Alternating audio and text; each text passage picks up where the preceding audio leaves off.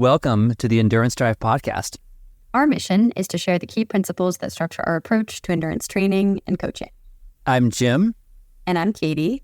Hey, Katie. How are you? I'm good. I feel like this is the first time in a long time that I'm not starting an episode with, oh my God, it's so hot out. Right, exactly. It's funny because I was just sitting here. I just came back from swimming in a very northern New Hampshire lake, pretty deep lake, and it's been super warm. And we went out there and it was kind of windy today, and I jumped in. I didn't have a wetsuit, and I was like, uh-oh, I probably need a wetsuit now. Or just, it's getting to the point now. So now I'm sitting here in like long pants and a fleece, and I'm like, oh, the weather is turning cool, which must mean what?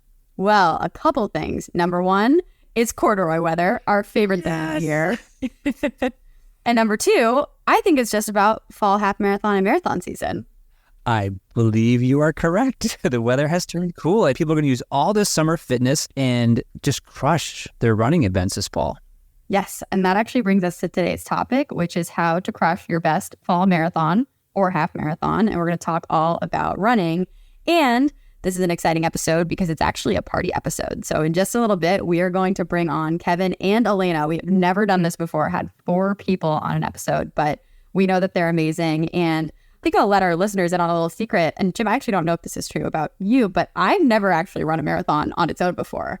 I've run 5 marathons off an Ironman, but I feel like that's not exactly the same. So we are bringing in the experts to actually tell us what we need to know about road running a marathon.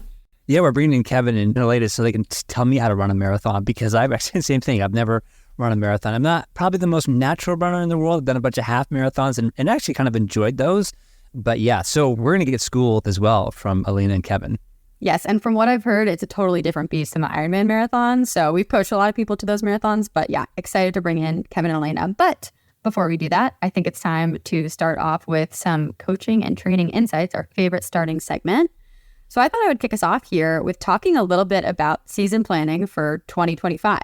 So I said previously on a podcast that you need to wait 2 weeks after a race to sign up for any new races. And now I'm officially 2 weeks and 1 day past my A race of the year, which means I have total license to go sign up for dozens and dozens of races if I want to. But I wanted to be really intentional about thinking about what I actually want to do next year. And so I'm going to share my process for thinking about season planning for 2025 in hopes that maybe other people can follow a pretty similar process. So I got a Google Doc going. I made a list of first what I liked about this season. So things that really stood out, what parts of the training did I like, what did I enjoy? Then I made a list of what I didn't like about this season. And then I made a list of what I wanted to focus on for next season. So just to give you some examples of what are on these lists, I really liked that I got to do less long road running and more trail running as part of my prep for Sea to Summit. And that's something I would love to do again next year. Something I didn't like so much about this season was I had a lot of really, really long solo 6-hour rides. That was a little bit less fun. And so if I sign up for something next year that has long rides, I need to do it with more people, or I need to have more of a community aspect. And then finally, I think an example of what I wanted to focus on for next season was I think I surprised myself a little bit with my trail running this year. And so I actually want to see what my potential is and maybe push that a little bit more. And based on all of these together, it led me to the question of like, maybe should I just race Sea to Summit again? It was so fun. I think I could maybe not get lost, which would also be really cool. And I think I might angle for my A race for Sea to Summit in 2025 as well. Yeah, that's fantastic. And I just love that you've written stuff down because, I find that I'll think about these things and I'll sort of make a list in my head. And then when I actually go to sit down and actually write them down, whether it's typing or just physically write them out, it's like my brain sort of clicks in and goes, what do I really want? Like it forces me to be very specific about and deliberate about like, what is my truth? Mm-hmm. And I think this is the type of list that you can actually go back to. Like if I'm in March of 2025 next year and I'm sort of floundering around and not really feeling great about the training, I think it's valuable to go back and say, okay, well, what were my intentions and what did I want to get out of this year? And just make sure that you're kind of sticking to those values. And actually a couple other things that you can be thinking about as you make this list is, can I train in the train I want to race in? How long do I want my season to be? What do I want my life to look like at different times of year? What actually sounds fun to me? Jotting down notes on all of that, I think can actually help to give a little bit more color to these ideas. And something that I've been talking about with some of my athletes too is if you're making this list and you realize like, nothing's really jumping out to me as a hell yes, I wouldn't just sign up for something just because. I think that all these notes should push you in the direction of, no, there is something here that's a hell yes. And if it's not a hell yes right now, maybe you just need a little bit more time off. maybe you need a little bit more reflection time, but don't feel like there's pressure to sign up immediately unless you're super, super psyched on it. And if you're psyched, then I would go with the list for sure. Yeah, like you said, I think you said this in the last episode, like, you'll get all these marketing messages from, not just Ironman, but from other races that you've just completed, and they'll send it the week after, the day after, and they go, okay, sign up for next year. You got it because we're going to sell out. And you're like, nah, it's not going to sell out. It's not going to sell out. Yeah, definitely not. I mean, it depends on the race, but most of the races that we coach people for do not sell out. I think things are a little bit different with like marathon majors and stuff, but that's usually qualifying times anyway. And I'm sure Kevin and Elena will tell us more about that. But yeah, don't stress it. Take your time and wait for it to be a hell yes is our biggest principle. Exactly. Yeah. Be patient. It always pays off. Totally. All right. Next one here. I'm still talking about Sea to Summit. I'm probably going to talk about this race forever. But this was a funny thing that happened a little bit after Sea to Summit. And shout out to my dad. This is back-to-back podcast shout outs to my dad. But he made a really nice post on Facebook about my race. And some random dude, I think a friend of his from high school, commented on the post, quote, "So impressive that you are able to keep performing at such a high level." And I read that comment, and I'm pretty sure what he meant was being surprised that I, at the old age of 27, I'm outing myself right now, I'm 27 years old, am still able to perform in endurance sports. And honestly, I was like sort of annoyed, but also laughed out loud, because the truth is with endurance sports, what's so great about them is that you can continue to improve at a really high level through your 40s, 50s, beyond. This is especially true for female athletes. I mean, if you look at the Olympics, there's quite the spread of ages. I would not say that 27 is super old here. But the point here is endurance sports are awesome because you don't peak when you're, say, in college. You have the potential to peak so much later. And in my head, I was like, you know what? I am just getting started. Like, this is my fuel for 2025. And I look forward to exceeding how I did last year and the year before that and the year before that for many years to come. Yeah, totally. You're just totally getting going. And we see this all the time, especially with our Dartmouth students who show up and we just see them getting better and better for that 4 years, and then just getting even better and better after being at Dartmouth. So yeah, this one's really interesting too, because I thought about this a lot, because as a master's athlete, seeing myself getting faster and faster through the years and just seeing how is this possible? And I think for a long time, like, oh, if you're past, a certain age, you can't perform. But the reality is that, I'm a Gen X person, and we're sort of the first generation to embrace this like decades long training for endurance sports. And the reality is we just don't know how long high performance is possible. I've seen some sports scientists say, oh, you can perform high level up into your 70s. And part of me is like, maybe that's actually true, because I still have friends who are competing pretty high level in their 50s, and they're crushing it overall in a lot of like biking races and triathlon races. I know the men's like 40 to 44 category, and most Ironmans, half Ironmans is the killer age group. Like, those guys are so fast. So yeah, I mean, for almost everybody listening to this, really your journey has just started. Absolutely, yeah. And we would say one great way to make sure that continues is keep up your strength training. So we do know that naturally over time with aging, there is a decline in muscle mass. I don't think that's that relevant to me at 27 right this second, just still a rogue comment there. But in general, like if you're in your 40s, 50s, beyond, especially women, like your menopause, all of that, strength training is crucial. So big fan of doing that. But if you do that, I think you could perform for much longer than we know about. And maybe we just haven't seen it that much culturally. And so there's fewer examples, but more and more, it's just been so cool to see how that's happening. So are you thinking about getting on Social Security next year or the year after? What's your... Yeah, I'm going to retire from sports and from my career by the time I turn 30 and then just rot for the rest of my life, because I wasted away. That's what we advocate in this podcast. Here at the Endurance Drive. Awesome. All right. One more funny story / insight from Sea to Summit, and then I am going to stop with these Sea to Summit insights. There was an extremely long check-in line the day before the race. And what I thought was so funny about it, we've talked about this on the podcast before, Jim, is there were hundreds of people in the line standing on their feet in the sun at 4 o'clock the day before the race started for almost an hour. It was a very slow check-in process. And I just sat right down in the middle of the line, and I was the only person sitting out of 200 plus people sitting in the grass waiting in line for 45 minutes. And I was just laughing, thinking like, you know what? If you know, you know. These people are wasting their race away before it even happens. So this is a PSA to everybody out there in our community. Don't be that person, or don't be the entire herd of people that are standing up. You have nothing to prove when you do that. Get off your feet. You can even lay down, take a nap in the grass, but you want to be as chill as you can the day before a big race. I think this brings up that next year we need to have like our Nike Endurance Drive shirts. We should have a special edition that just says the Endurance Drive, sitting crew or something, and encourage everybody to bring camp chairs to all these places and just be like, who are those people with the Endurance Drive? What does that say? The sitting crew? What are they doing? So I think we really start a movement here and get some publicity at the same time. We're going to get Colleen on that for our next gear drop. It's going to be the sitting shirts. It's perfect. All right. I have 2 more insights now. One of them comes from 2 great comments I got from athletes recently. And so I'm going to read those comments. These were just Training Peaks comments on swim workouts. The first one said, swam open water without my watch today. Was able to estimate, but needed the mental break from tracking. Felt so great and peaceful. And the second one said, not sure if it's data overload, but not wearing my watch in the pool has made swimming more enjoyable again. If it's okay with you, I might keep doing that for a while. And I love that these 2 comments came in like one day after the other, completely different athletes, and both were taking their watches off in the pool. And I commented back on both of those like, yes, please. This is the best thing that we love to see as a coach. It's awesome. I think swimming in particular, a watch is really just not super, super helpful because we are so focused on technique and skills and not really how fast you're going. So this is just a PSA to anyone who wants to do no watch swimming. You could literally do no watch swimming always and just estimate what you did, get in the pool for 45 minutes. We say like getting wet is the win most of the time.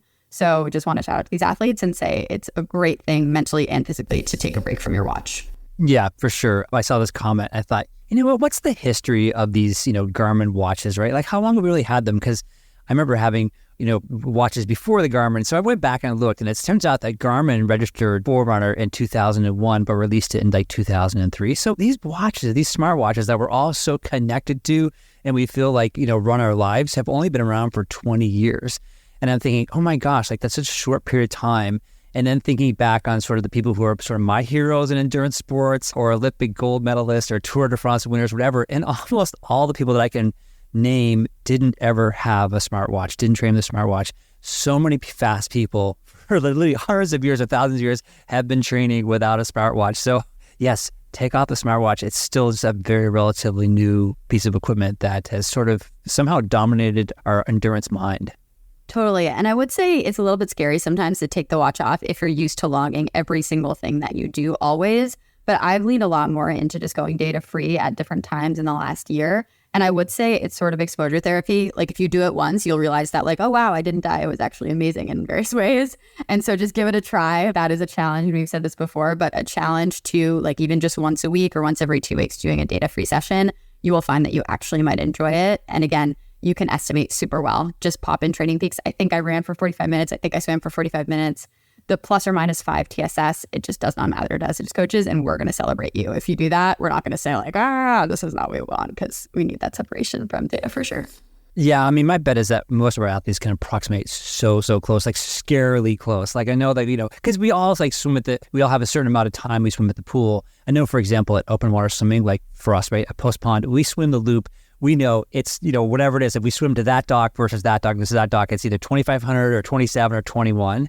And we know the time. It's always going to be the time. And why is that? Because our body we're really good at being efficient and stable. And your brain just values this predictability and this homeostasis. So it is interesting. It's like we don't need them because we already know.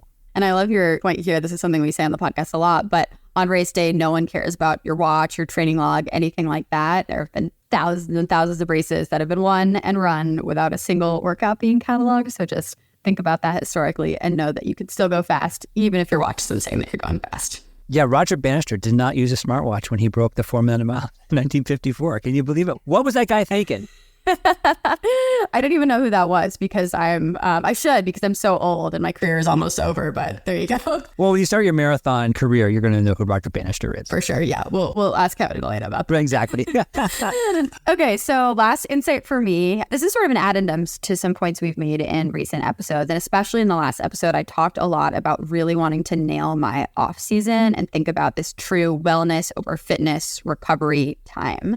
And then I ran into some internal conflict as I tried to sort through those principles and other principles that we always talk about on the podcast. So for some context, I went to Utah with a family trip and 2 of my good friends, one of those is Elena, were in town. So I really wanted to do some big trail running at altitude with some moderate mileage and elevation because there's just amazing trails out there and I had friends to do it with. And I think it brought up the question for me of what do you do when 2 really important principles come into conflict? So on the one hand, I really wanted to respect the off season and I was still within the 2-week window from my race. Altitude is hard on the body. I was still in the process of recovering. And we know that connection is often more important than perfection. And I was super excited for the opportunity to go do this with my good friends. So the way I ultimately reconciled it, I did go on some trail runs while I was out in Utah. And I told myself, okay, I get a free pass for stepping outside of this zone 1 only area when the goal is connection or play, as long as it isn't all the time. You can't abuse that. You can't say 7 days a week, I'm going to go for a 2-hour trail run with all my best friends because connection over perfection. But for me, going on, 2 or 3 trail runs while I was on this trip, I said, all right, that's okay. But otherwise, I need to be as honest as possible with any type of solo training or movement and keep it in that serious Z1 type stuff. And so I did these big trail runs. I ended up taking an off day, full recovery before and after 2 big days just to kind of balance it out because I knew I'd spent some of those higher intensity chips. And then I actually reverted to a third principle, Jim, that you mentioned several weeks ago in talking about a recovery day. Like, can you stand in front of a judge and say you were approaching, in this case, a recovery day with honest intentions? I said, can I stand in front of a judge and say I am approaching the off season with honest intentions? We all know when we are, and we all know when we aren't. So my answer was mostly yes, but I'm not perfect, and that's okay. And we're going to go for just the best that we can. I don't think that doing a couple of big days in the context of your overall off season will ruin it or ruin your next season, but you need to think about what you would say to a judge about your overall intentions. Well, I think in this case, the judge would be very lenient with you. I think you have good intentions. And, we've talked about this before. There's so much solo time training. Like you just mentioned here, these 6-hour rides. And next year, you don't want to do these big 6-hour rides solo because they're not fun. And so this chance to get connection with people, your peeps in Utah, of course you should take that, right? But I could see the conflict there, right? Because you've been really good about saying, okay, I'm going to take it off season. So I'm glad you had fun with your friends. And the judge says, not guilty. Thank you. I'm so glad to hear it. So we're going to have a little bit of play and connection. But actually, to add to this too, I would say the other Z1 that I've been doing is called Awesome. So if you're on the fence about truly embracing your off season, you should at least try it out for a couple weeks. Because I would say I talked about like my sleep being a mess and not feeling great. I am totally on the upswing now that I've just been reducing stress on my body. So would recommend this to anybody. And also play fills a different bucket, connection fills a different bucket. So you want to refill all the buckets, I think, in that off season. All right, Jim, on to you. You've got some coaching and training insights here. I do. Okay, so I cheated a little bit this week, I have to admit, because I was totally geeking out on this new paper that I saw that came through. And so I put a link to it, but it's called Training Session Models in Endurance Sports, a Norwegian perspective on best practice recommendations. So when you see Norwegian, you know it's got to be good. It's got to be amazing, right? Oh, hell yeah. Exactly right. So, oh boy, I'm a moth to a flame on that one. So, anyway, I sort of dug into this. I encourage anybody to check out this PDF. It's really cool. And there's some great workouts in there as well. So, but anyway, what they did is they took 12 successful and experienced Norwegian coaches. And this is cool, from all different ranges, from biathlon, cross-country skiing, long distance running, road cycling, rowing, speed skating, swimming, and triathlon. So across the board, like, what are these folks doing in all these different domains? And between all these coaches, they've been responsible for over 370 medals in international championships. So whatever, these guys are doing, guys and gals, they're obviously very, very successful. We know that. So I'm going to go through a few of the key insights here, but for context here, I'm going to say how they define the zone. So their zone 1, as they define it, is this low intensity training, and that's 60 to 72% of your max heart rate, which, as we know, is, if you do the numbers on that, you'll realize that is very, very low. And I think a lot of us don't even get that 60 to 72%. But as we talk about off-season stuff, that's really where you should be. And then they also have zone 2 as also what they would consider low-intensity training, and that's 72 to 82% of max heart rate. That's probably where most of us are doing our zone 2 training. And then they define other zones, but the other zone that I want to mention here is zone 3, medium intensity training, and that's 83 to 87% of their max heart rate. So from that, they said overall low intensity sessions account for approximately 75 to 80% of all the sessions. Athletes from all disciplines surveyed performed the vast majority of low intensity training sessions in zone 1. Again, a reminder, that's 60 to 72%, and only a limited extent in zone 2. So we always preach, like, when in doubt, go a little bit lower, because lots of folks, the champions are going lower, right?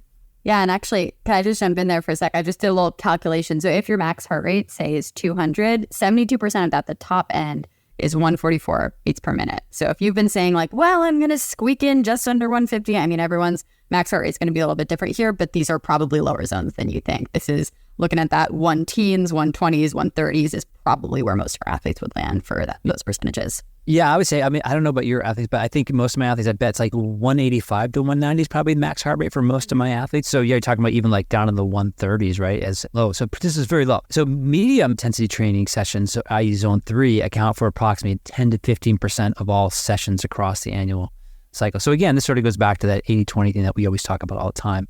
And then their high intensity training was about 5 to 10% of their sessions, and they're mainly conducted as intervals and in competitions. So I sort of brought this up because I just felt this is kind of very in line with what we preach and what we practice with our athletes. We talked about this 80-20, 80 being easy. And in this case, like easy is really easy. And that the 20% is divided between the 15% of, say, zone 3 and medium intensity. And then we reserve that high end for just maybe 5% of it. Yeah, I think this is huge, and it's good to know that there's different ways to describe the terminology or think about the breakdowns, but at the end of the day, like 80-20 keeps coming back. So you can refer to that as kind of one of the biggest principles of endurance training. And I think figuring out what that 20%, that seems to vary like coach to coach, but it can't be more than that 20%. Nobody who's really, really excelling at a high level endurance sports is going well beyond 20% of the high intensity stuff. Right. And I think a big part of what we do with here at the Endurance Diet, especially for new athletes, we take them out of that zone 3, that great area we talk about here, and get them into that, zone 2 and hopefully even zone 1. So some of the key points at the end of the study said here, so this is hard, easy rhythm. And so the days of hard workouts, i.e. interval training or long, slow distance sessions, are alternated with days of easy, low intensity training. So most coaches advocate for 2 or 3 hard training sessions, so-called key sessions per week during the preparation period. And again, the preparation period being that sort of that last 12 weeks before competition. So in other words, what they're saying here is Tuesday, Thursdays, and Saturdays for these Norwegian coaches are typically the more intense days, and then everything else from there is pretty low intensity. So looking at that, I was going, wait a minute, hold on. When I look at all my athletes, I'm like, that's what we're doing. We're doing Tuesday, Thursday, Saturday, right? Absolutely. Yeah. And I mean, we definitely tell our athletes it's okay to move workouts around like Scrabble tiles, but sometimes I'll just check in someone's training peaks and see that they've shuffled things around to have like an intense Friday, Saturday, Sunday. And that's where I'm usually going to jump in as a coach and be like, whoa, this is not going to work. If you didn't get the session earlier in the week, we're going to have to make that Saturday or whatever it is a little bit easier. So just a principle for athletes is try to alternate as much as you can. You don't want to be doing back-to-back-to-back hard sessions. It's just not going to be the same stimulus, and it's definitely a much higher injury risk if you're going to stack them like that. Absolutely. Second point here is mostly controlled or very few all-out sessions. So it said very few hard sessions, competitions not included across the annual cycle are conducted to complete exhaustion, but rather with a reps and reserve approach. That sounds very familiar to what we always say. So the main purpose of this approach is to increase the accumulated working volume at high but not too high intensities and ensure that the athletes are sufficiently recovered for the next key session. All-out sessions, which are very similar to competition-specific demands, are only performed the last 3 to 6 weeks prior to main competition of the macro cycle. Elite coaches seek, and I put the emphasis in here, on sustainability and optimization through session programming, not maximization. So again, this is not about one epic session or one like, this is an amazing interval session, I crushed it, or one really hard group ride. It's really, they're talking about consistency, sustainability approach. And at the end of the day, we talk about, it's just like cumulative work volume. And we talk about this all the time. It's just building volume, right? That's what consistency and building volume is really the key for our age group athletes. And it turns out the Norwegians are doing it as well. Totally. And I think the visual of actually just stacking bricks to build a foundation is what we need here. There's not just like one big brick that you put in there and that's the only brick that's going to be underneath your house. It's all these little bricks, and each of them has probably some level of intensity, some level of easy, whatever it is. But you need to play it patiently, and it's never going to be one workout that's going to make or break your race. And I think we talked about this, like this, these exercise snacks, these little bite-sized things, these 20 to 30-minute run or bike are fantastic. And again, that to me is what adds consistency for a lot of folks who are really busy at work and sustainability. So, I always give a big shout out to like the folks who just have 30 minutes to run. Great. That is fantastic. You take a bunch of 30-minute runs and stack them over weeks and months and years. It's huge. So here we have another one here is a combination of intensity zones. So the coaches implement sessions that are combined training intensities. And again, this is taking a zone 1 run, but also including some zone 2 and same thing with zone 3, zone 4. zone 4, zone 5. So again, sort of going back to what we like to do here at the Endurance Drive is like a lot of our zone 2 runs, they'll have 20-second pickups, 30-second pickups. Maybe that's uphill, maybe that's on flats. Maybe we have 30-second, 45-second, or 1 minute, 2 minute threshold intervals, again, flat or uphill. But again, we're sort of constantly always trying to mix a little bit of like, zone 1, zone 2 with some level of intensity in the base period and also in the specific period. And I think that those are actually the staples of our workouts. We do like to give people variety, but it's rare that we're ever going to say like it's only zone 2. You have to have spice in there somehow. But I think that means that in a workout, for example, that has pickups, you have to be so true to zone 2 until you hit the pickups, because you're going to just ruin the stimulus of the workout if you start out in zone 4 and then there's no coming back once you hit pickups. And this sort of also hit on a point. I was talking to a new athlete this week, and they had come from a swimming background. And I was saying, do you want me to put, swim workouts in there? Or do you just want to go swim because they're just starting to get back into the pool? And they said, I'm just going to go back into the pool and do my thing. And I'm like, that's great. I said, basically, the guiding principle here is 3 speeds. Easy, warm up, cool down. If you're doing your main set, probably some medium intensity there, and then throw in these fast, 25s and 50s. So think about 3 speeds and sort of every swim session. And honestly, you could probably develop 3 or 4 or even 2 to 3 like standard swim sessions that you do over and over again. But as long as you're doing those 3 speeds, you're going to be served well. Yeah, that's one of my favorite things to do with my in-person swim lessons with some of our athletes. We'll say at the end of the set, we'll say, all right, I want you to swim an easy 50, a moderate 50, and a fast 50. And I'll time them. And sometimes they'll do the easy and the moderate like exactly the same. But if they can really slow down that easy and then have a difference between that 50 and the moderate and then the fast, that's a skill that takes a long time to develop, is just locking in those 3 speeds, but anyone can work on that. And it's so straightforward. Swim easy, swim moderate, swim fast. I think it's really ironic that the beginner swimmers are the ones who struggle the most with going easy, because it's actually natural, because your brain is sort of screaming. You have your face in the water. Your brain is screaming, get out of the water, get out of the water, move your legs quickly, or move your arms quickly. And so it is really hard when your brain is sort of screaming you to swim easy. And it took me many, many, many years to learn how to actually include easy. And I only learned really easy when I started to learn how to flip turn, because I was so scared of not having any air. So I'd swim super, super easy between the flip turns, and I'd get to the wall and go, okay, I got to get a big breath now. And I would say flip turn and go back down the other end of the pool and go, okay, don't go too fast. Don't go too fast. I need all the air I possibly can. So that had been, I don't know, probably it's been swimming for, 8 or 10 years until I actually really finally learned like easy is easy in the pool. That's so funny, because we've definitely had listener questions before about should you learn to flip turn? And maybe the answer is like, you don't really need it as a triathlete, but if it makes you swim easy, then you should absolutely learn to flip turn. It's super valuable. Exactly right. And the last one here is progressive intensity increases throughout the sessions. So most hard sessions are performed with a slight progressive increase in intensity. And I think that we see, they give some examples here, but I think we see that a lot with just naturally with a lot of our athletes, is that we always say, start conservative with your intervals, finish strong. And again, back to the reps in reserve as well too. And I think we see it a lot, especially with our friend Maddie Boo. We always joke like, oh, Maddie smells the coffee at the end of the ride. So here we go. We're going to finish strong and go hard. So, and, this ride started off, pretty good and pretty in control. And now it's just out of control. But, if you're doing that, it's actually sort of a best practices from the Norwegian perspective. And that could be a really good strategy in a race. Start out conservative and finish strong. It is a way more exciting way to finish a race, to negative split it than to positive split it and totally blow up. So we would say if you want to try it in your training rides, faster you get to the coffee, the better. So highly recommend. Absolutely. So anyway, that's the end of my coaching insights. Again, hit the link, check out the whole thing. There's some really cool workouts, and just to read the whole entire study, it doesn't take that long. You may pick up a few things in there. And if you learn anything new in that study, hit us up. Love it. All right, well, with that, I think we are ready to bring on Kevin and Elena. So we're going to jump into our main content, how to crush your best fall marathon and half marathon. We're super excited.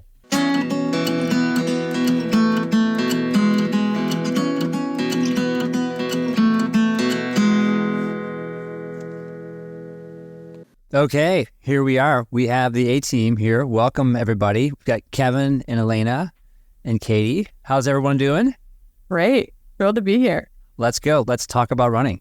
I thought we'd start off by saying the first question is why is marathoning so difficult? And I'm going to start here and say that the human body is not really designed to run 26 miles. I think that's the first place to start. And there's a reason, is that most people hit a wall between miles 18 and 20. And that's because it's where our liver and our muscle glycogen becomes very depleted. And the brain is a very predictive machine and a glycogen hog. So it runs on sugar and prioritizes glycogen to itself first. So So your brain's one job is to keep you alive, and it does this by constantly running internal and external assessments. It turns out that running a marathon is a major internal threat. So once it senses low glycogen, it sends all kinds of signals to your muscles to slow down. And you slowing down is paramount to its survival, and it will do anything emotionally, mentally, and physically to slow or stop you. Does that ring true with anybody else's experience here? Yeah, mile 18 hurts a lot. Yeah, you know what they say, like the first half of the marathon is until mile 20 and the second half is the last 6. So the other thing that makes marathon running so challenging is similar to other long endurance events. There's just so many factors that need to go well, and some are controllable and some are not controllable. And so to have a great day, you're really hoping that everything comes together in this right way. You have to have your fueling right. You have to be able to fight off any muscle fatigue, muscle cramps.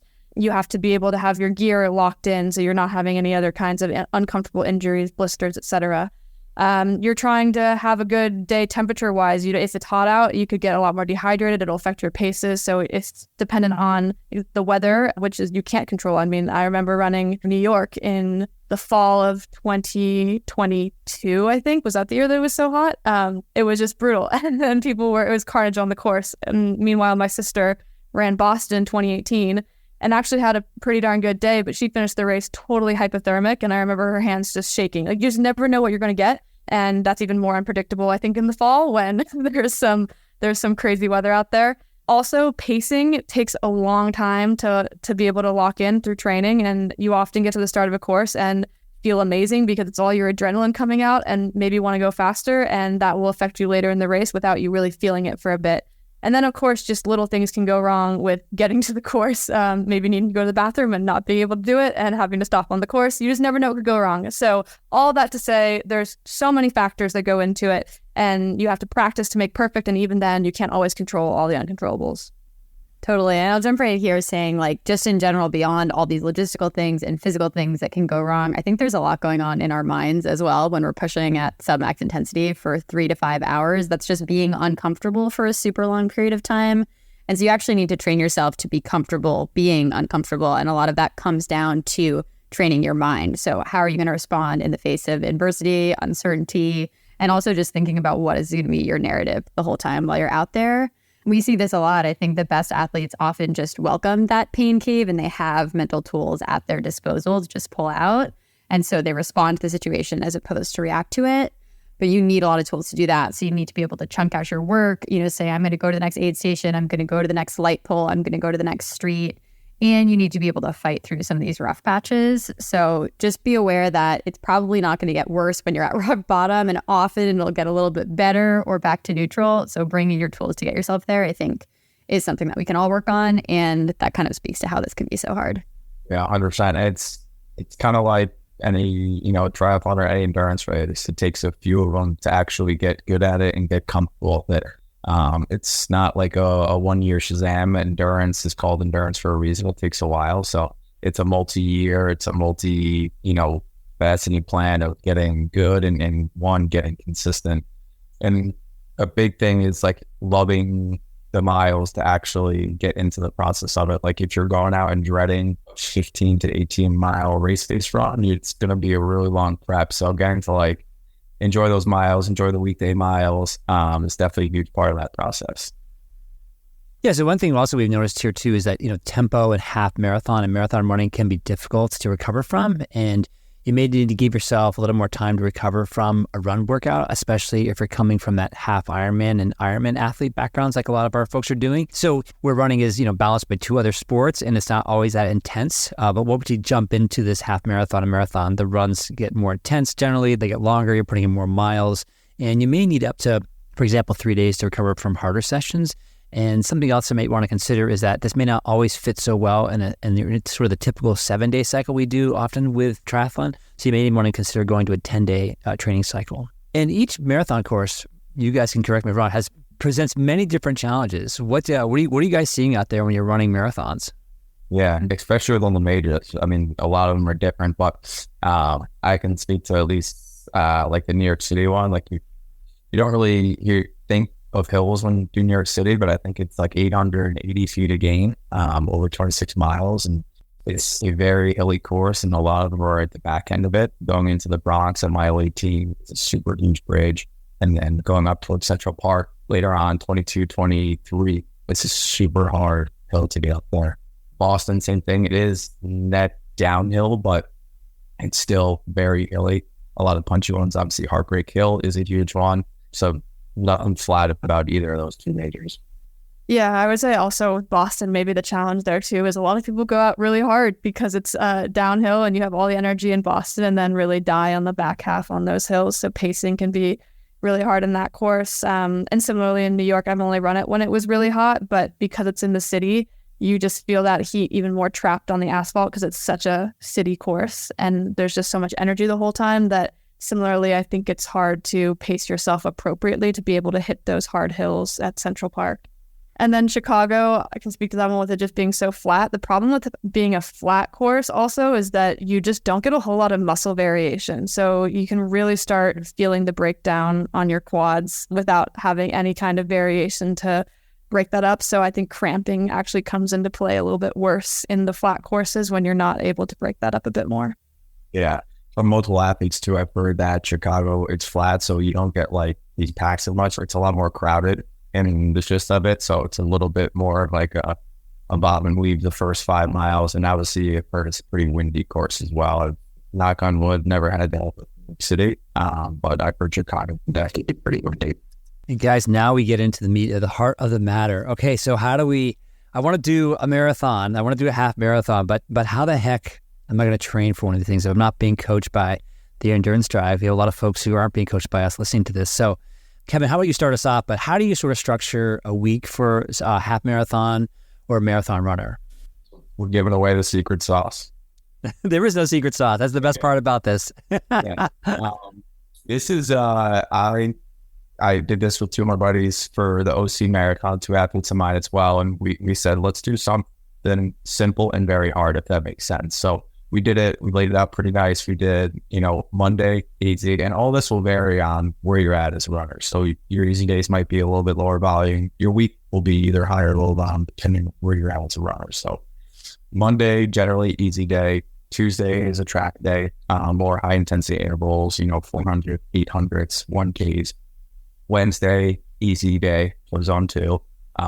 Thursday, usually hills, 30-second hill sprints, 60-second hill sprints, or a longer tempo day. Friday is kind of a shakeout. Once you're in that 8-week block, it's like 30-minute shakeout, 4 miles, 5 miles, something super easy like that. And then Saturday is long run day. So depending where you're at in your phase, if you're 12 weeks out, you're going to be doing 12-ish miles, 13 miles. Once you get a little bit closer, 10 weeks, 9 weeks, you'll start mixing in whatever your coach has for you, a longer race-based session day. So you start getting into 15 to 20 right there. And then typically, are you taking Sundays off generally or Monday off? Sunday? Yeah, Sunday. So usually a 6-in-1 combo. So for some of the days, I would do Monday off and I would start that day on Tuesday. So I would do, Tuesday is the easy day, Wednesday. So at least one off day, usually right after your long run. If you're triathlon, you can maybe go on like an easy cycle for an hour, shake the legs out. We'll get some type of lunch or tugging off day. And Elena, what's your secret sauce? Yeah, I was going to say, Kevin and I are pretty similar. We didn't even compare notes, but I can talk through a couple of different variations I have.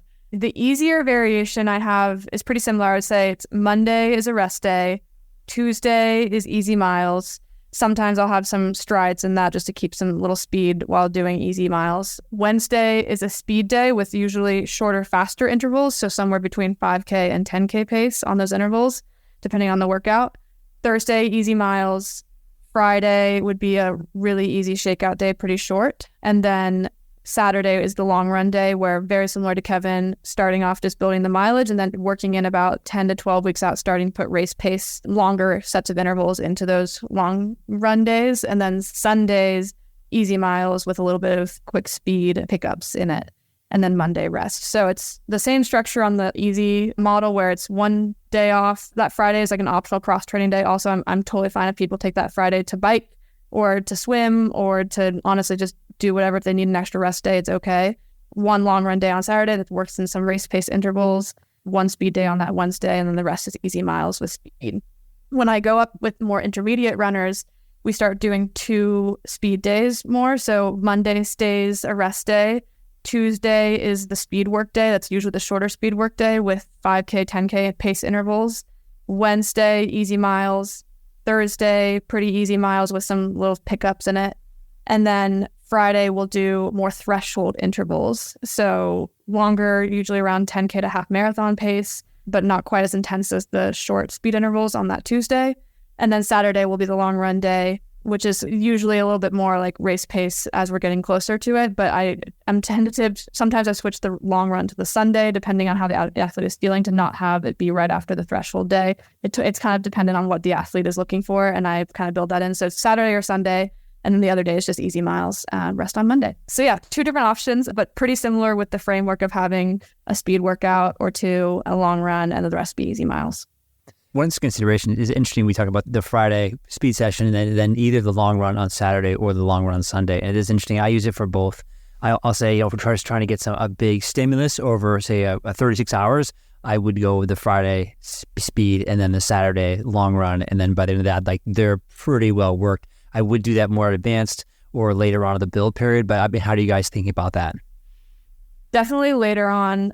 It's more for like, I would say you're only stacking a threshold day and a long run day if you're like going into your bigger weekends and you're pretty advanced. The reason why I like having bigger weekends is because the 36 to 20, or I would say 36, 48 hours, 72 hours is like an arbitrary time period. Like when we talk about weekly mileage, like choosing a week as your mileage point is like kind of arbitrary for the body. So if you can still stack a stimulus in that weekend where you're doing a longer run and then having easy miles after it, it's still good fatigue resistance training on the legs that you're just keeping the volume high, but the intensity lower. So that's really only later in the training block when you're trying to get those adaptations, but like I would say 3 to 4 weeks out from the race so that you have plenty of time to taper and get those gains going into the race. Yeah. So somewhere in that 4 to 8 week period. And both of you guys mentioned shakeout run. I want to drill a little bit more into shakeout run. What does that mean? Is this zone 1? What are we talking about here? Because I think when people have different versions of what shakeout might be. Yeah, I mean, it all depends kind of where you're at. Like, say it's your peak week. I always have treat it like a race week thing. So like that Friday before, if they have a long on Saturday, we'll do it pretty honestly, like 4 miles, all easy, zone 2, then with some stride mixed in at the end. So shakeout is borderline, zone 1, zone 2 with some strides at the end, just to get the legs activated for tomorrow's big one. Great. Okay. So that's a great structure for folks out there. I think the next question everybody's asked right away, whether it's starting the build period or somewhere in the build period, people always ask me, like, how do I set my marathon pace? What are we using here, coach? And some people say to me, you said it. And I often go back and say, no, you said it. And then we go back and forth to kind of negotiate. But give me some guidance here, guys, on how do you set an athlete's marathon pace? I feel the same thing as you when it's usually a negotiation between the coach and the athlete. I really do like the athlete to lead this because I want them to develop a little bit of feel for it. So I would say it's a twofold process between feel and workouts or races that they do in the build that I can get a gauge of how they're actually doing. There is some heart rate guidance that I try to like bring in a little bit of, like, I want them to be probably in their comfortable zone 3, not up in zone 4 where they feel like it's unsustainable. So I'm looking for that. But usually you can tell that from races they do or from workouts.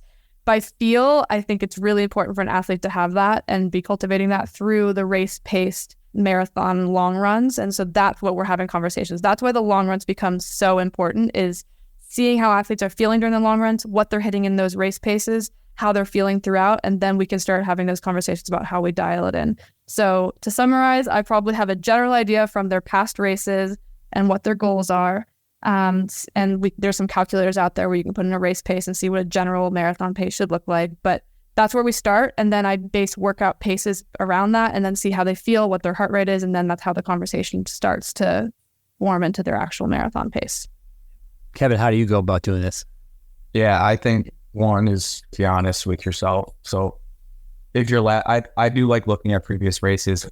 I do also love ambitious goals of extending it. But if your last race was, if you're trying to shave, a minute per mile off in a very short period of time, that's a huge jump in a marathon. So you got to be somewhat honest with yourself and just set, ambitious but realistic goals. So if you have a previous race, that's great to kind of get data from. But if not, always do a little bit of a trial. So like kind of before that big 10, 9-week block. For instance, I did this actually a few weeks ago. Somebody did, I had them do a 3-mile run on like a Wednesday. Just, go out by feel, stay under X amount of heart rate, and let us know. Let's chat after. Do you think you can hold up for 26 miles?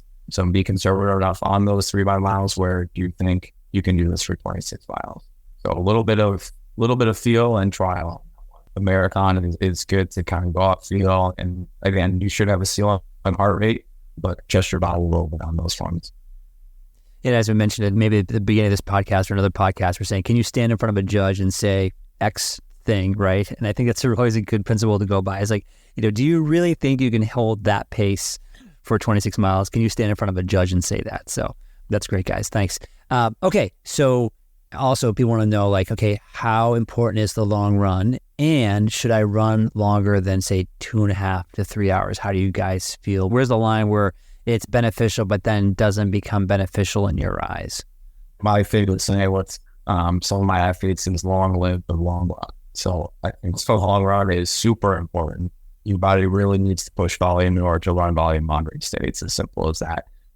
You don't show up to your driver's test without driving before, So you do have to push volume. Elena kind of touched on it. Some people do get like a little too hung up with the weekly mileage stuff sometimes. It's a good metric to kind of keep your eyes on that. But if you're hitting a certain percent on your long run, I do think that's really important. Yeah, I totally agree. I think long runs are the key of marathon training, given that you're trying to train your body to go out and run 26.2. I would say it's almost as important, if not more important mentally than even physically, because you need to know how it might feel to run that distance, and you need to be practicing your fueling and how that's going to fit into your strategy and how you're going to feel at mile 20, 18, 16 of that. And also you need to be able to start testing out, at least for me as a coach and when I'm working with an athlete, testing out those paces and seeing how realistic it actually is to feel that. Because I know we say, can you hold that for 26 miles? But if you haven't run 26 miles or you haven't done it in a while, you might not even know what that would feel like. So starting to actually get that experience is really, really important. And what about, do you guys have a cap? Did you say, okay, run up until 2.5 hours or 3 hours, or do you guys cap it at all for time for some of your athletes? Again, it's athlete dependent. For some of these, I do have a general rule of thumb where I always at least try to get an 18 or 20 miler in. For most of my athletes, a rare occasion we'll go to 22, kind of on the more elite level. But if we're getting an 18 or 20, I know it's once or twice throughout that 8-10 week block, I'm pretty happy. There definitely is need to be out there for.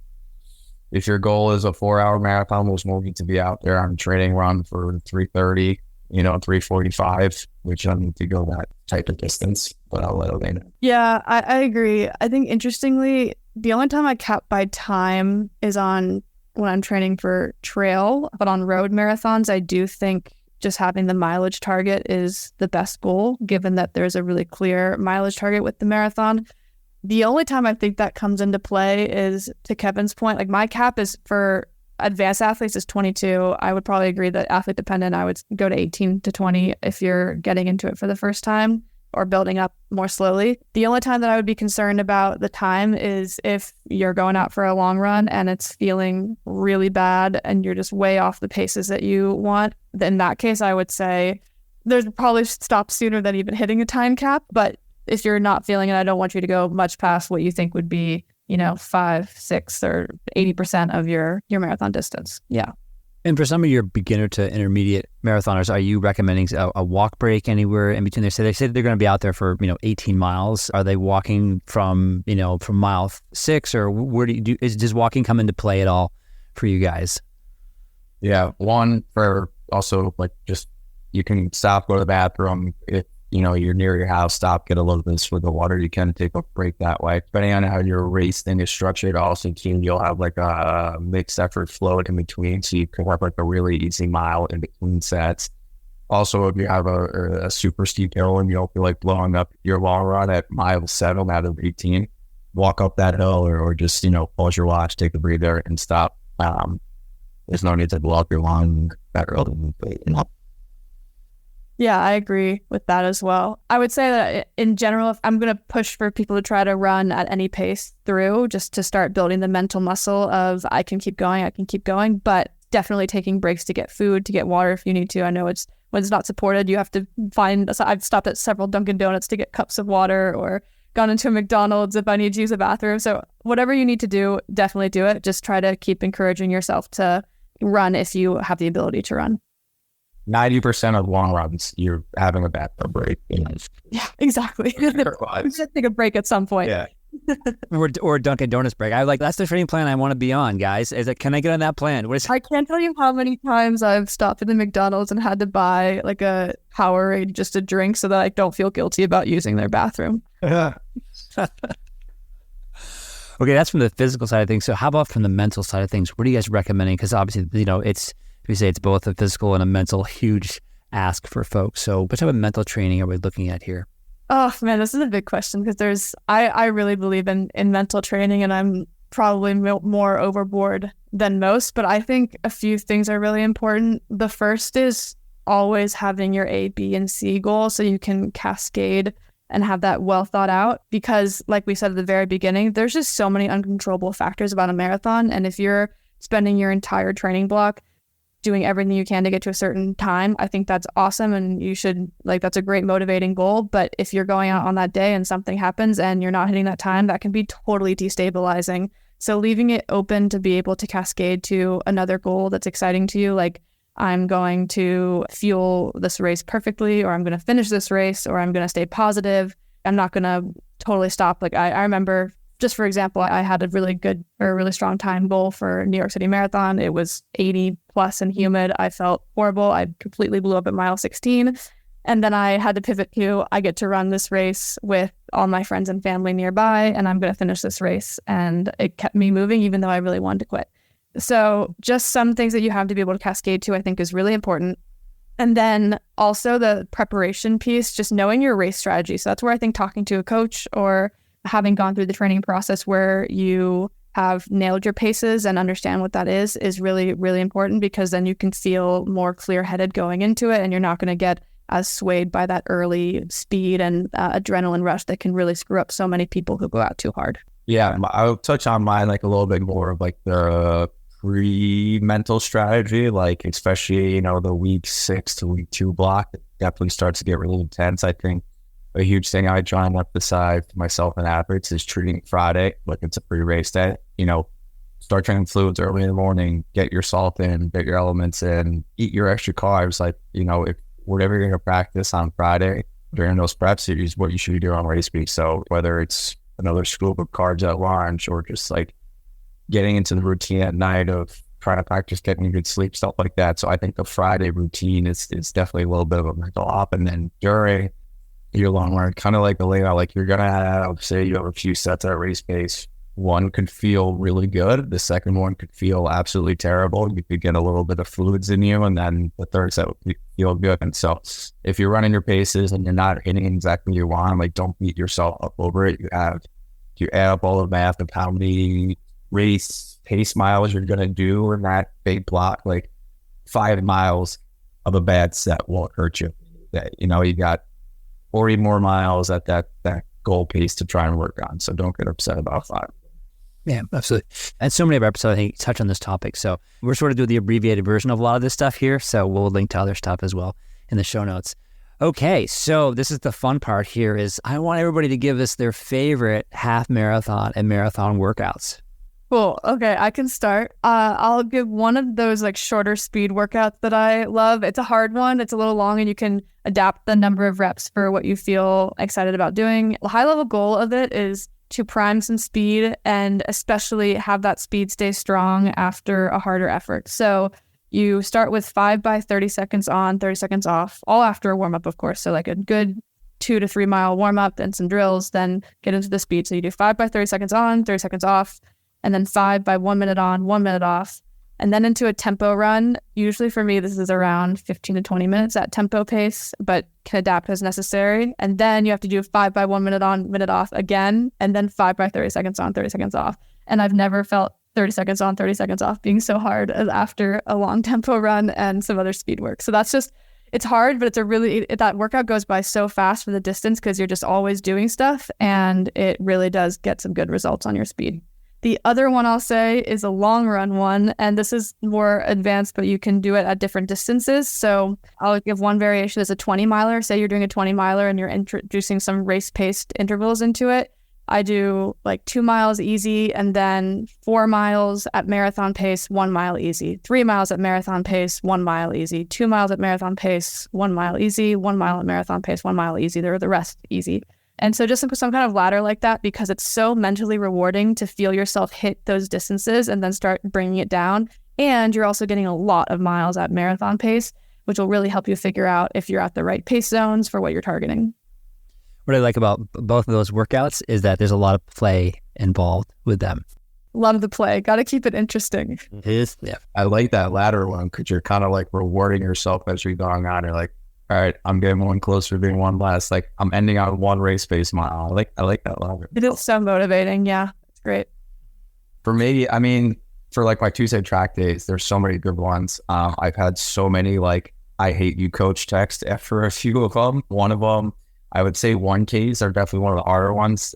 Jimmy did that 10 by 1K workout for our OC prep, and both my athletes texted me to say, dude, I'm at mile 11. Like, I got to be done soon. It's long. It's such a bruiser. Like we explain it as like you get done with the 800 and then you still have that little bit chunk left to go. So the 10 by 1K is one of my favorite marathon workouts. It's one of the hardest. And also I do like kind of the ladder sets too, even just for the track days.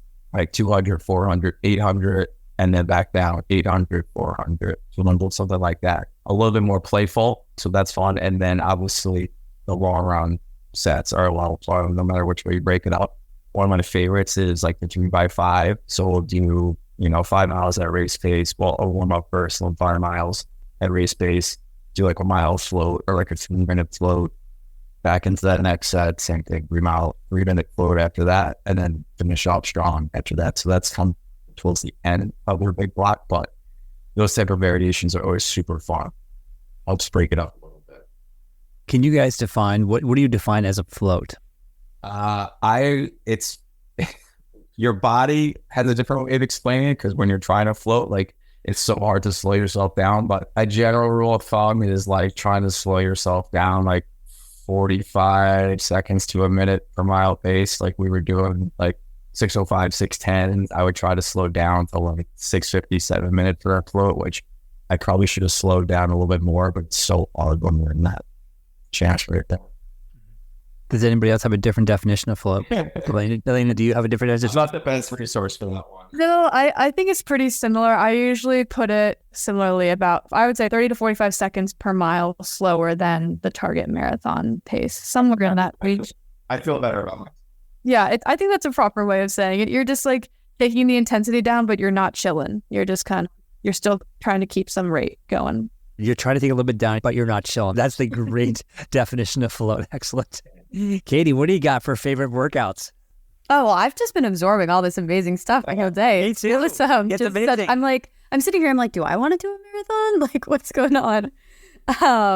But yes, no, I do coach a lot of marathon athletes. And I would say something that maybe hasn't come up yet. This is a little bit more super early in the season, but I have a lot of people who are pretty new to speed work. And so I usually have them do a hill progression before I take them out on the track or doing any really hard flat speed work, just because it's a nice way to, your body might be a little bit more getting used to higher intensity, and hills are a little more forgiving. So we've talked before, we do this a lot for our triathletes, but we have the hills and fast workout, for example, which is 10 by 30 seconds uphill, hard, jog back down in between, and then you do 5 minutes at threshold, faster pace.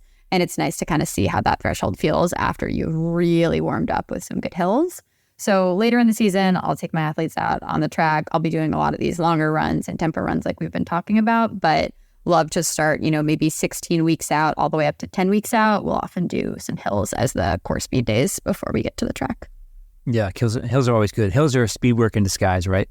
Yeah, 100%. And it's from doing that 3 months and then compare yourself like 2 months after that 30 seconds feels so much easier after you're consistent with it for 8 to 10 weeks. That's always a huge win. I always tell my athletes, when in doubt, hit the hills. You can never almost go wrong with hills.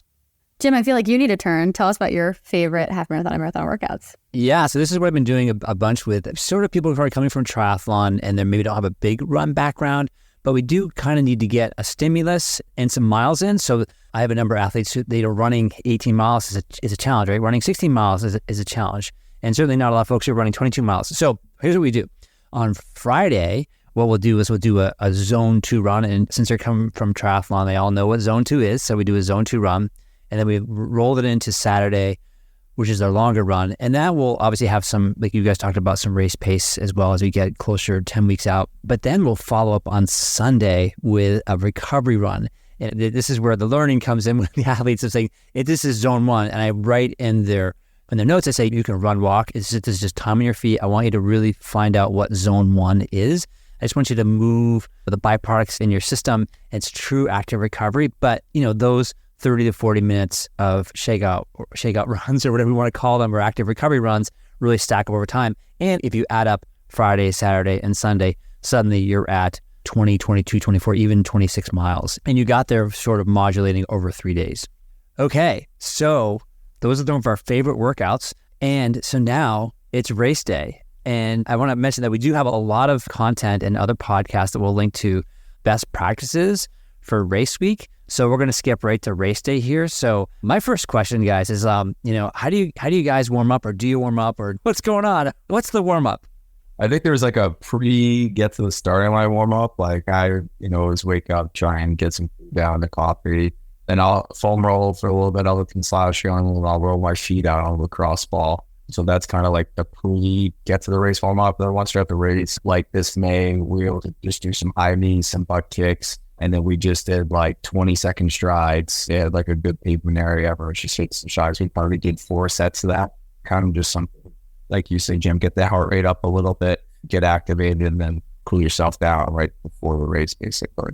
Yeah, I also like the morning of, also get up, get some coffee, get some food. Usually try to poop before I leave the house, but I know I'm going to have to go to the porta potties when I'm there anyways. And then on the bus or whatever, however I'm getting the course, I'm really into music. So everyone has their own thing, but mine's definitely listening to music and trying to loosen up. So I like to do some little bit of light dancing, get myself in the good headspace. And then usually once I'm at the corral area, there's just so many people and so much happening that I end up just liking to find a little place to myself and just sit and kind of soak it all in and do a little bit of people watching, but also mainly just focus on myself and get myself in the right headspace. So that's where the mental training that we mentioned before, just really solidify what the plan is, what my goals are, how I'm going to get myself happy and ready to race. And then same dynamics as Kevin, going out with some high knees, some butt kicks, some karaoke, some hip openers, all that kind of stuff. And then I really like doing a 1 mile warm up before lining up for the start. I know some people are hesitant to run more before running a marathon, but I think it actually serves a great purpose in terms of getting yourself ready, getting your body ready to go, knows it's about to go running. Usually in my long runs, I start the first mile easy anyways, especially if you're trying to go out at a faster pace. So it's just staying with that same routine and then going up to go line up for the race. I can't imagine running a mile before a marathon. Get on ya. 27.0. Yeah, exactly right. Yeah, where's the sticker that says 27.2? Okay, but like Boston is a mile to get to the course start anyway, so you might as well just jog it really lightly. Uphill, right uphill. Okay, so the gun goes off. What do we do? How are we going to pace this sucker? And, can I bank some time? Can I go out fast? Coach, I feel good. I feel strong. I know I'm going to run strong in the first half. Can I bank some time and just make it up at the second half? Or how am I pacing this thing?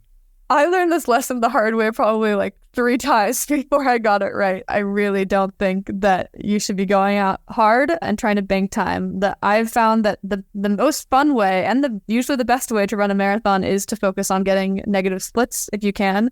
I had a coach tell me this once and it's always stuck with me, that the first half is all about building your confidence to go attack the second half. And when you really embrace that and settle into that in the first half, I think it's really empowering because you're enjoying the course, you're feeling good, you're soaking it all in. And then by the time you get to the halfway point, you're like, wow, I have this, I got it, and I'm ready to go. And then that you just have to push to the end. And I think that is just such a fun way mentally and physically to run the race. So I always encourage athletes, if they have a goal pace, to go out sticking very intentionally right at that goal pace, not going faster.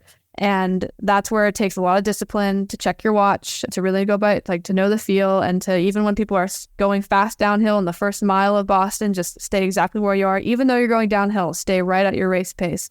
And that matters a lot, because when you get then to the harder parts of the course later, you'll have more to give, and it can really make a big difference. Yeah.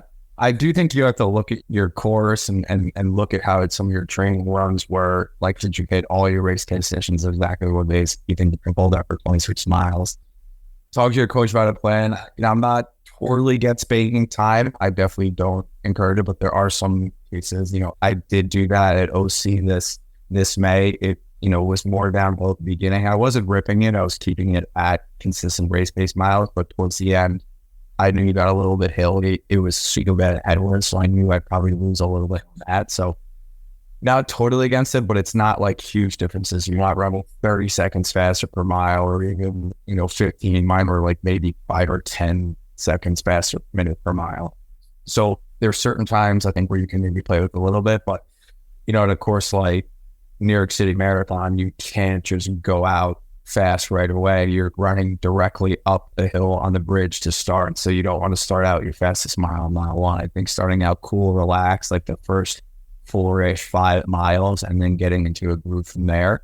Jim, I know you can talk about this too, like while you're waiting for the race, you are burning up a lot of glycogen, so you also don't want to just rip it off the get-go right there. So be a little bit conservative. I always give up the 4 or 5 mile mark, and then at mile 18, you're going to be starting to hurt a lot, but if you have a little bit left in the tank, negative splitting yourself a little is a pat on the back for sure. A strategy that some of our athletes do use is, I say, get lost at first and they go away about 20 minutes. They run the opposite way, and then they turn around, they go back, but they win the race. So I don't know. How do you guys feel?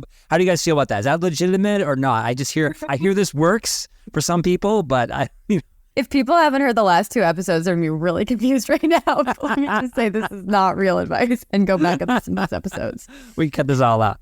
So guys, talking about pacing, but what about heart rate? Are we looking at that from the first mile, the first half? How does that sort of play in with pacing as well? I was actually going to say that I do think that this is where the long runs and the feel expertise you have in your body develops from the training to help you a lot with the pacing, where I do encourage athletes, like I know they have a goal pace and it's really useful to look at your watch for that goal pace, but to not be so stuck to your exact goal pace, and also listen to your body by feel. So if you're going out and you have a set goal pace and you're looking at your watch and you're feeling the strain and your heart rate's up in Z4, that's a bad sign. And I would then cool it back to that place where you feel more comfortable, because then you might warm up and, something could happen and your body could pick it up later. But if you burn out too quick at the beginning, it's really, really hard to come back from. So I definitely use heart rate as a tool and encourage athletes to pay attention to that and to listen to their body by feel, so that if things are a little bit awry and can make an adjustment sooner rather than later to have a better race experience. Yeah, it's important to know too, like your heart rate also might be like a little bit elevated too from that race to John and just, thousands of people next door. So that's something to keep your eye on. But I do think, like what Elena said, don't hyper focus on it. Sometimes I've gone 3-4 miles without even checking sometimes, and like the natural ebb and flow of it.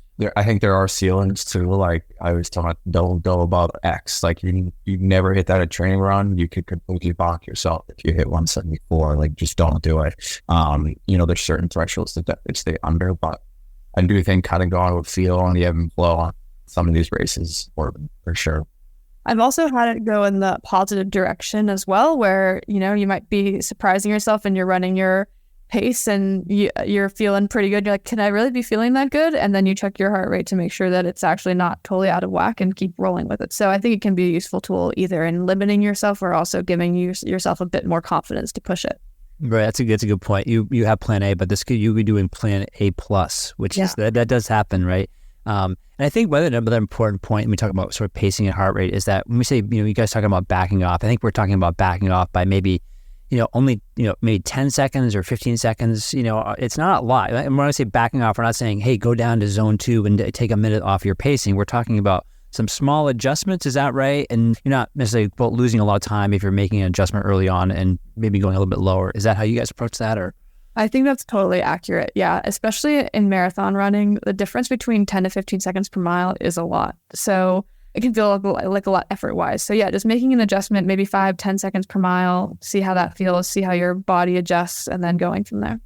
Yeah, the body's a stubborn thing. Like it'll know the difference between that 5-10 seconds. Okay, so last section here, quick tips. Who has a quick tip for anybody on the marathon?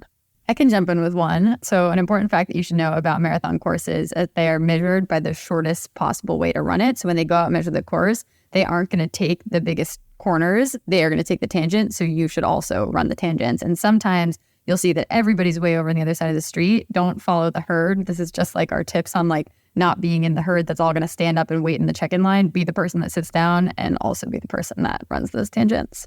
This might be a more obvious one, but when you're running through the hydration stations and there are paper cups, just crush them and slurp them from the side so you don't spill it all over yourself, which you might do that anyways, but it does help a lot. Yeah, that too. And grab some of those waters and throw it on your back too. Cool yourself off a little bit. Yeah, I usually go through and dump one water on my back and then grab the Gatorade or the electrolytes and drink that one. Yeah, I see. It's kind of from before. It's just not putting too much pressure on yourself on some of those splits. Like some are going to go good, some are going to go bad. Just flush your process, trust the game plan, and have fun with it too. Like you're not going for gold in the Olympics. Like trust your body and have fun a little bit. I think it's a great way to wrap up. Is like we're advocating a lot here at the Endurance Dive is to have fun, have play. This is recreation. Keep the recreation and recreational athletes. So this was great, guys. Katie and I, we both learned so much, right, on how to run a marathon here. So should we skip now to our gear pick of the week and end with that way? I think that sounds good. And I can jump in first. Happy to do it. We talked early on in this podcast about things that can go wrong. And one thing that can go wrong in any long runs, this happens to me a lot with trail runs, is getting blisters. So I recommend Leukotape, which is basically just this medical tape that I use to prevent blisters, hot spots, etc. I've taken this on a lot of backpacking trips, but it's also good with just a lot of road running, which is pretty likely to happen if you're doing these 20-mile runs. So I'll link it in the show notes, but you can get it like on Amazon. You can get it at CVS. It's really good tape for preventing blisters. Elena. Yeah, mine are your basic ankle resistance bands. I think you can get these for like $10 off Amazon. And the ones that just, they're kind of the width of your hips and they can go around your ankles or your knees. And I just think they're so useful for everything running related because one, they're great for warming up. So I'll use them in just put around my ankles, walk forward a few steps, walk backwards a few steps, walk side to side. And that really warms up your hips really well. And then also they just travel really well. So it's a great way to have a consistent routine whenever you're traveling for a race or if you're traveling as part of training. I just think that the activation of your hips really matters a lot for marathon training. I've just seen so many friends and athletes who have gotten hip tendonitis from the mileage, and having a good hip warm up and strengthening those hips can go a long way for marathon training. So that's my gear pick of the week. And I think the pro tip there is actually they are very economical on Amazon, and we'll have the link there. And I would say buy a couple different sets because they get spread around the house or around your pain cave or maybe in your backpack. So I think I have 3 different sets and they're just all over the place. And like, where's the yellow one? Where's the black one? So yeah, get multiple sets. Kevin. Mine is kind of more recovery tool. It's the Dream Recovery eye mask and tape. I know the tape is kind of a hot topic, but not an every night thing, but the Dream mask I definitely wear every night, especially this time of the year. It's laid out a lot. So I definitely wear that every night. And the tape is probably 4 or 5 times a week. It really does make a difference, especially on the zone 2 runs. I get used to just breathing on rows. Obviously, this is all if you're okay to do it. But it definitely makes a difference on my easy runs, just like focusing breathing out my nose and using air from my stomach. So I think it's a nice little recovery tip, and definitely see the difference in your sleep on the bottom for sure. Yeah, and as we all know, I mean, the foundation for all of our athletics here is really sleep, right? And so my gear pick of the week is a little bit different. It's an anti-gear pick of the week, but I tried this out. I got sucked into the whole hype on Instagram. I saw Ketone IQ, and everybody's been talking about it. And all the Tour de France riders are using it. So I ordered a box. I actually got multiple boxes of them. And I tried them out under various circumstances. And I really wanted it to work. And I could find absolutely no difference whatsoever in mental clarity, appetite, or really just anything. So performance. So it's my anti-pick of the week. I would not get sucked into maybe the Ketone IQ. People rave about those things. I know. I think they're all being paid to rave. So, but if you do try them, you have tried them and you like them, let me know. I would love to know how your experience of them, but just it didn't do anything for me. So I just thought I'd put it out there. Does it taste terrible? I did hear it tastes terrible. Yeah, it tastes terrible. But I was prepared. Like, this would taste terrible. So in some ways I thought it tastes so bad, it's going to be amazing. This is going to be so. Okay, peeps, anything else for our fine listeners? Yes, get excited for fall, cool mornings, cool afternoons, and enjoy your fall race. So much fun. Fall running season is the best. Live it up. Yeah. Nice courses. Yeah. Katie, any last words of advice? I'm just in awe of our experts here, and I'm sort of a little bit excited about maybe doing a marathon. She just got it up for a while. I just clicked the link. I was quiet back here because I was registering for my next marathon. So. That's great.